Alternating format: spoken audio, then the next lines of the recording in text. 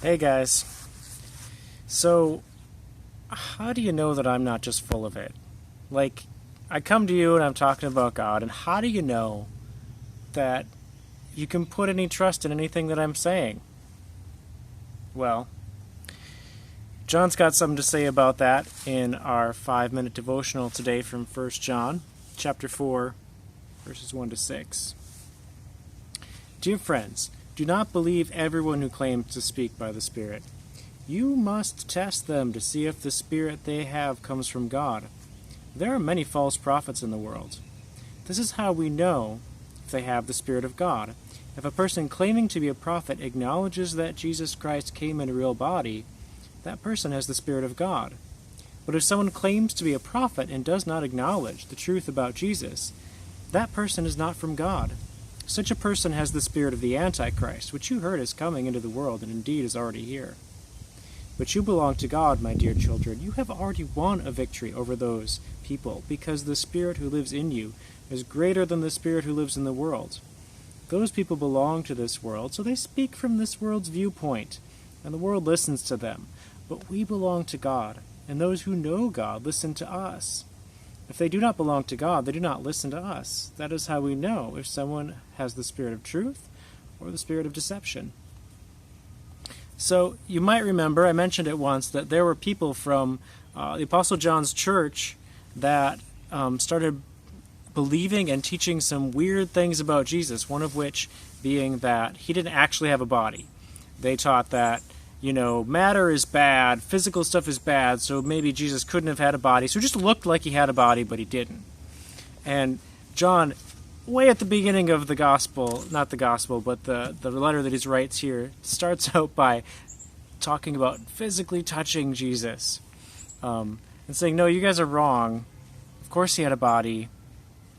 But so that's the specific thing that he's addressing here, but it's a broader thing. How do you know when somebody's telling you something about God, about Jesus specifically too, if it's worth anything or not? So one of the things that he talks about is, well, like in everything, what's your source? Check your sources. And he talks about something called the world. And I think a general way we can think about that is just like your average person or culture apart from Christianity, apart from followers of Jesus. Well, maybe they're not going to be a great source of information, because if they don't know Jesus or know anything about Jesus, why would they be a good source? But then we also get back to this idea of having to take Jesus for who he was, and not just some idea of what he was. And John is pointing again back to his being an apostle, being just someone who actually spent time with Jesus, and saying, we belong to God, and those who know God listen to us. Listen to the apostles. Listen to the people that were with him and actually knew what they're talking about. So how do we, apostles have been dead for a while, guys, sorry to break it to you. How do we know we don't have that source? Well, what do we have? Well, we have the scriptures. We have the things that the apostles have written. And we have creeds as well in our tradition. And so there's this thing, I don't know if you ever noticed that right after the sermon in church comes a creed. And that's so that you can take that and compare what was just preached to you and say, does this line up with what the apostles taught? And I actually want to give you guys a challenge. If I ever say anything that you don't think lines up with Scripture, dude, talk to me about it. The Apostle Paul even welcomed that as well. There was this church in Berea that he was preaching to, and they would go and they would look up the things that he said in the Scripture to see if he was saying the right thing. And he said, yeah, that's good. You should be doing that.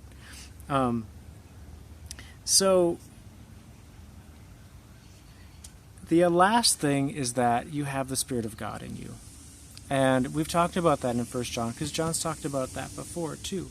But the Spirit leads you into all truth.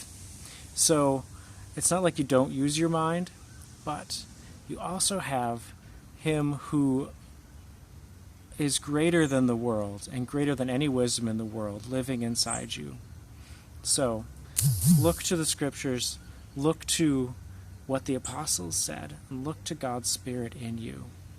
And then you can tell, am I full of it? Is anyone who's saying something about God full of it?